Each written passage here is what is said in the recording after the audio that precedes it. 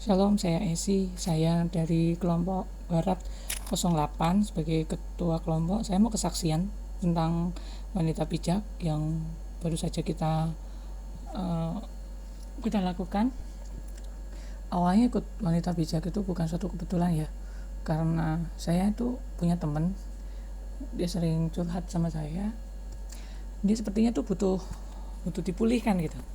Jadi saya saranin dia untuk ikut wanita bijak. Pas kebetulan memang pembukaan wanita bijak kan, saya kasih saran ke dia untuk ayo ikut wanita bijak supaya Tuhan pulihkan hidup kamu. Tapi waktu saya yang daftarin dia gitu, terus waktu daftarin itu Tuhan kayak ngomong gitu, kamu ngajakin orang tapi kamu sendiri nggak ikutan melayani gitu. Saya bergumul sebenarnya.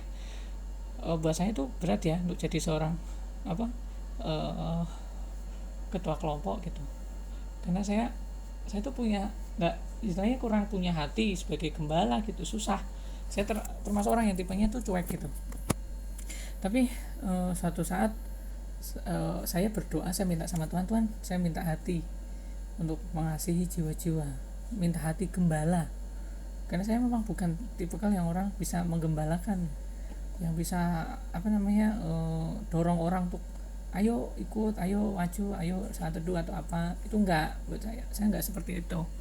Tapi dengan berjalannya waktu ya, Tuhan tuh kasih hati yang penuh belas kasihan buat setiap anggota saya di kelompok saya gitu. Saya ketemplak sih waktu pelajaran menjadi yang menjadi ibu dan menjadi anak itu kan. Saya kayak di itu lagi gitu, di review lagi. Saya udah pernah dapat pengajaran ini ya, seperti ibu demikianlah anaknya gitu. Tapi saya kayak nggak belum ngalamin gitu yang dulu saya pernah dapetin. Terus saya bilang, saya mau punya hati anak Tuhan. Saya bilang gitu sama Tuhan, saya mau punya hati anak. Gimana saya bisa punya hati ibu kalau nggak punya hati anak gitu. Belajar untuk submit sama pemimpin, sama suami, sama sama kakak-kakak rohani saya belajar untuk diubahkan. Saya belajar untuk menghargai. Saya belajar untuk peduli, bukan hanya buat diri saya sendiri tapi buat orang lain juga. Pas kebetulan memang di kompak juga kan, saya juga belajar di situ untuk memperhatikan, saling memperhatikan. Memang itulah kelemahan saya kurang bisa memperhatikan.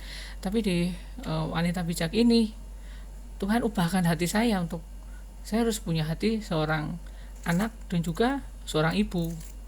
Dan Tuhan juga ubahkan saya tuh merasa minder sebenarnya, kurang percaya diri lah untuk mengajarkan kembali firman Tuhan. Nah, saya merasa saya nggak punya karunia untuk mengajar, karena setiap ada peserta saya yang nggak ikut harus ada pengulangan kan sama ketua kelompok. Nah di situ saya agak tertekan sebenarnya, saya tuh nggak punya karunia untuk saya mengajar gitu.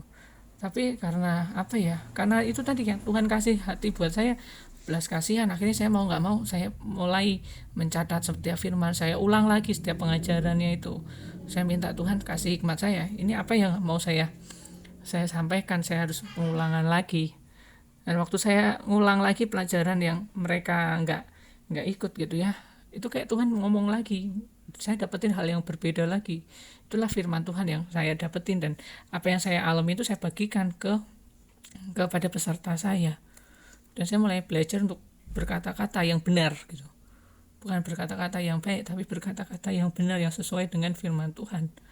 Karena saya mau jadi berkat untuk orang lain gitu, untuk keluarga saya, untuk anggota kelompok saya di wanita bijak maupun di dalam kompak. Demikian yang saya alami waktu selama mengikuti sesi wanita bijak dan sebagai seorang ketua kelompok. Terima kasih, Tuhan Yesus memberkati.